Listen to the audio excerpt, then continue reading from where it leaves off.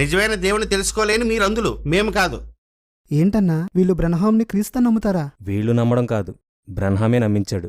1963 నుంచి 65 వరకు చేసిన ప్రసంగాల్లో పదే లోకా 17:30 తన కోసమే అని చెప్పుకున్నాడు. యోహాను 1:1 తన కోసమే అని చెప్పుకున్నాడు. నేనే సంఘాన్ని తీసుకువెళ్తాను అని చెప్పుకున్నాడు. యేసుక్రీస్తు మొదటి రాకడలో తూర్పు దేశాల్లో జన్మిస్తే రెండవ రాకడలో పశ్చిమ దేశాల్లో జన్మిస్తాడని బ్రహ్మాం చెప్పుకున్నాడు. ఇలా ఎన్నోసార్లు పరోక్షంగా తాను మనుష్య కుమారుడిగా చెప్పుకున్నాడు. కానీ 1965 డిసెంబర్ 18న కార్ యాక్సిడెంట్ అయి చనిపోయాడు. ఇతన్ని క్రీస్తుని నమ్మిన వారంతా బ్రహ్మాం 3వ దినాన తిరిగి లేస్తాడేమో అని పోడ్చకుండా శవానికి ప్రార్థన చేశారు. ఈస్టర్ దినాన తిరిగి లేస్తాడని 107 రోజులు ఎదురుచూసి అప్పుడు బరియలు చేశారు. అప్పటినుంచి బ్రహ్మాం భక్తులంతా అతని బోధల్ని ప్రపంచమంతా తీసుకువెళ్లారు. బ్రహ్మాం తాను మనుష్య కుమారుడుగా చెప్పుకున్న ప్రసంగాలను ఇతర భాషల్లోకి తర్జుమా చేయకుండా తాను ప్రవక్తగా చెప్పుకున్న ప్రసంగాలను మాత్రమే తర్జుమా చేశారు. క్రైస్తవుల్ని రహస్యంగా కలిసి బ్రహ్మాంను ఒక ప్రవక్తగా పరిచయం చేస్తారు, నమ్మిస్తారు. వాళ్ళ చర్చిలకు తీసుకువెళ్లి పదే బ్రహ్మాం కోసం చెప్తారు. బ్రహ్మాం అంటే పిచ్చెక్కేలా చేస్తారు. ఆ తర్వాత బ్రహ్మాం మనుష్య కుమారుడని చెప్తారు. బ్రహ్మాం ఒక అబద్ధ క్రీస్తు. ముందు వెళ్లే సంఘం మీద అసహ్యం కలిగేలా చేస్తారు. డినామినేషన్స్ అన్నీ నరకానికి వెళ్ళిపోతాయని చెప్తారు.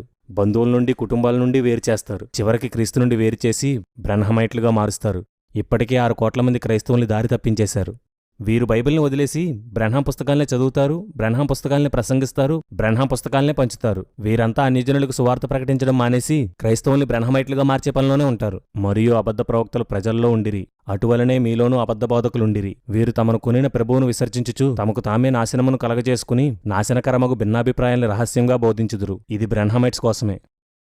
ఆపుతావా? ప్రవక్తగారిని ఏమన్నానంటే పుట్టగత లేకుండా పోతావు. నేనే మిమ్మల్ని రమ్మన్నాను కాబట్టి మర్యాదగా పొమ్మంటున్నాను, లేకపోతే వేరే విధంగా ఉంటది. పోతారా పోరా? చాలా బాధగా ఉందన్నా. వాళ్ళేంటని అలా మాట్లాడుతున్నారు? 6 కోట్ల మంది క్రైస్తవులను పాడు చేశారంటున్నావు. మరి మన పాస్టర్లంతా ఏం చేస్తున్నారన్నా? నిర్లక్ష్యం, బాధ్యతారాహిత్యం. ఎక్కడో కొందరు మాత్రమే వీళ్ళని ఖండిస్తున్నారు. అందరూ ఒకేసారి వీళ్ళని ఎదుర్కొంటే వెళ్ళిపోయిన వాళ్ళని వెనక్కి తీసుకురాలేకపోయినా కొత్త వాళ్ళు వెళ్లకుండా ఆపొచ్చు.